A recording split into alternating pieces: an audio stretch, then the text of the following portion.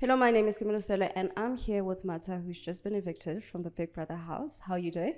I'm good, thanks to yourself. I'm good. Fancy seeing you here.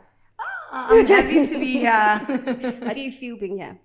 I feel good. Yeah, it feels different still being out the house and getting back to the norm of being in the real world, right? So I'm still adjusting, taking it one step at a time, and yeah. As you should, as you should. So, when you got into the house, Yes. how was that feeling? Wow, it was exciting. Going into the house, it was so exciting. I was looking forward to it, the experience, the people, and the house was so beautiful. Right? Yes, and it has so many colorful parts that I really enjoyed about it because I love color. So I really was excited more than anything to be going into the house. What are some of the most challenging things about being in the house? The most challenging things about being in the house is that you have so many different individuals, each with different personalities. You know, we have big personalities. So to coexist and adapt to each other's energies, way of doing things. I mean, because we all come from different places, different backgrounds. We have different ideas on certain things of life. So that was a challenge. So yeah, but you adapt. You learn how to Be in the house with different people. Your first 2 weeks, you were friends with Bunny B, and you were also close to Ntuku, Yes. right? I want to ask you this: Yes. Were you closer to Bunny B or Ntuku? I was closer to Bonnie B before I became really close with Nsuku. With Bonnie B because reason being that we clicked initially from when we first went in the house. So it was already there. So when I became close with Nsuku, I had already established my likingness towards Bonnie B and we had already started establishing that, be it if it was an hour or a few before, but I already felt connected to Bonnie B.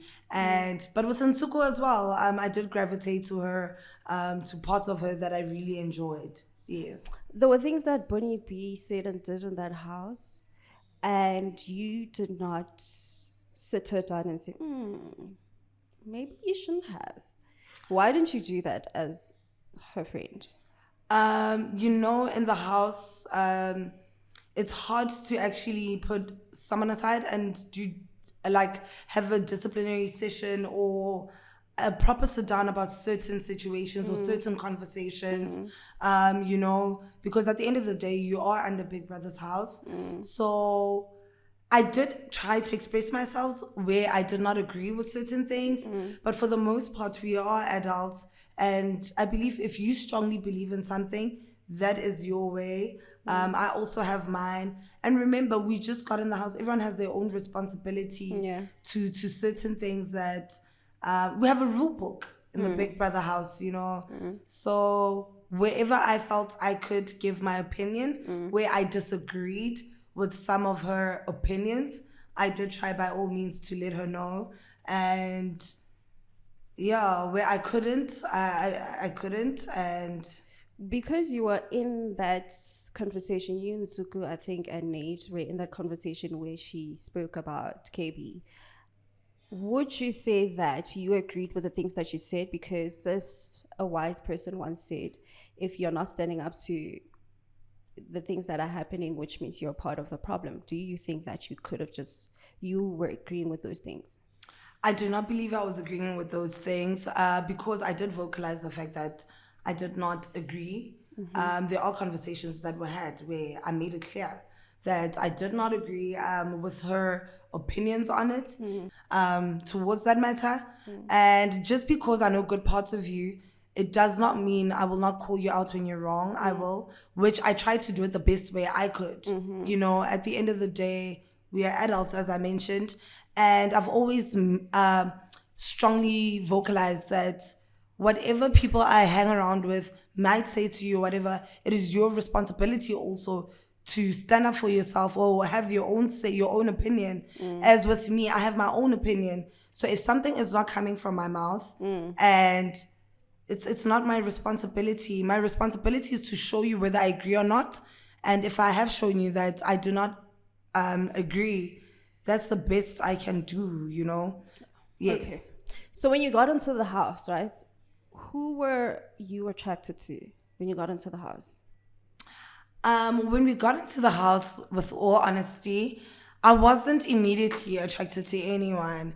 You know, for me, it was just like getting to know everyone, but I did not have an immediate attraction getting into the house.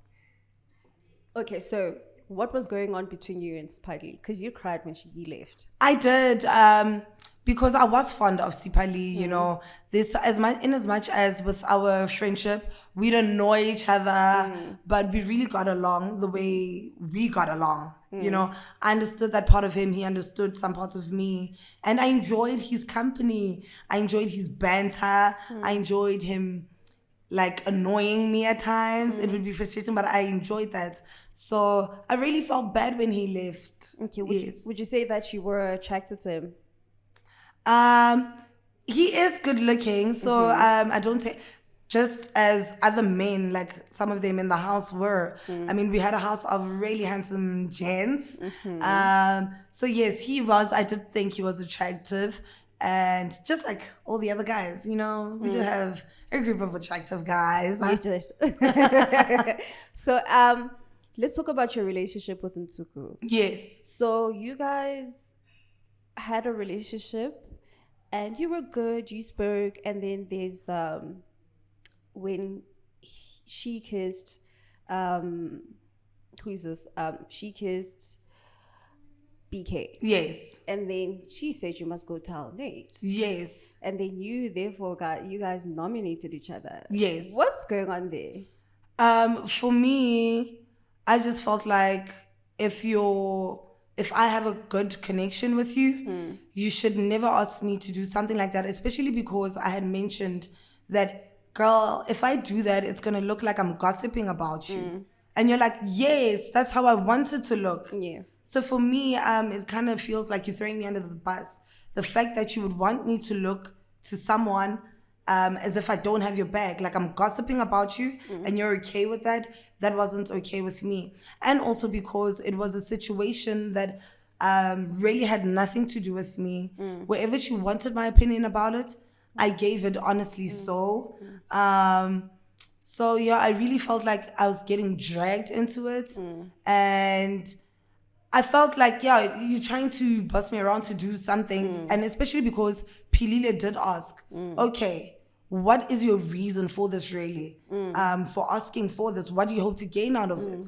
And she was like, no, just drama and to hurt her. Yeah. So for me, that did not sit well with me, because it's like, if I'm attacking someone, I'm attacking them myself.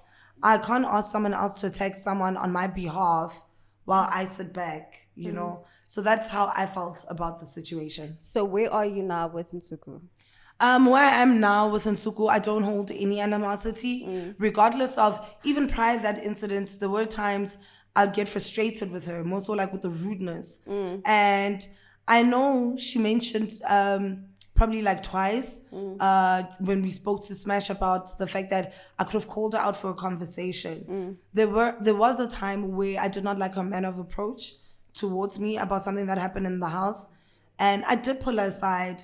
You know, I felt like she was being rude and disrespected me in front of other people there in that space. But because I knew the connection we had, I did not address the matter in front of those same people. I asked, like when we were outside, I spoke to her privately, just us two. And so for me, I don't want to always call you out. And even after that, I still had incidences where I felt like she was still doing the same thing. And that's where my frustrations were growing, you know? So that's why for me, I couldn't even call her aside from that again, because even Pilila heard the whole conversation, you know? So it's not like it was just us two. So even where she was like, what I'm saying is not factual, during the nomination, the live nominations we did last week, Pilila was there. So I know what I'm talking about, you know? And also, so like right now, in all honesty, despite all those things that we went through, I don't hold any animosity towards Nsuku whatsoever. I don't hold animosity to anyone else, any other housemates that I've had arguments with or that I didn't have strong connections with. No. Because at the end of the day, we're in that experience together, you know. We'll always have that common factor that, guys, we were in season 5 together. We had to coexist. So, and we're adults. So from my end, like, I really don't hold any hard feelings or, you know, weird vibes towards Nsuku or any other housemate. Okay, I heard you say she was being rude. Do you think she's rude? Yes, yes. And I have told her this. It's nothing that I had not mentioned to her, you know, because even when I had my one-on-one conversation with her after I was not pleased about something in the house, I did mention that, yeah, like, that was rude. You can be rude, you know. So I didn't appreciate it at times. So, yeah. Let's talk about Uyanda. You, Nzuku, and Mshini had a conversation where you guys were like, you don't like Uyanda anymore because he has changed and a character you don't is a bit annoying and you don't like him anymore. Yeah. What changed? What changed is, I think, how, you know, I like for people to speak for themselves. But from my perspective, Yes. I think with how Uyanda was being more vocal and in the manner in which she was being vocal about certain things. Oh, sorry. I think that's what Mshini didn't like as much, you know, or when he'd have an attitude like. You also said you didn't. You thought he changed. Yes, I did. So personally, for me, with the way he would say certain things, like with certainty, you know, it's like with last week, I remember he kept vocalizing, if you beef with me, you're gonna go home. Anybody who beefs with me, you're gonna see her. So it's like, what do you know that we don't? Yeah. Do you think he pokes people? At times, yes. At times he does, because I remember even last week with the arena games. So we never know who Big Brother's gonna call, right, to go next with our Friday night games. And he kept saying, Mata. And I'm like, don't say that, you're gonna jinx it. And I'm so tired of going early. Yeah. So I just wanna go towards the end. You know, I'm like, so Uyanda, don't say that. After a while now, I'm like, Uyanda. He was like really upset and annoyed. And I'm like, you see, when it's done to you, you don't like it, but you're doing it to someone else. So at times he does poke. He does poke, yeah. Okay, so what's next for Mata? What's next for Mata? I do want to go back to studio, work on new music, release more music, doing more gigs. I want to get into more festivals. Like last year, I got the pleasure and to headline the Rand show. So that was really an amazing experience. So I'd love to get more like those, where I'm doing festival lineups. With the club spaces too, like I still do want to do them, you know, so I want to do more in Africa. I'm trying to open myself into and get myself into the African market, and do a couple of gigs in Africa. I'd really love that. I'm trying to get into presenting as well, you know, so basically like I want to broaden myself out in different spheres within the entertainment industry. So yes. Okay, thank you so much, Mata, for Thank you. coming here and talking to us. Just keep your head up, keep working. This is the beginning, it's not the end. You just leave the house, calm down, and plan properly, okay? Yes. Thank you. Thank you.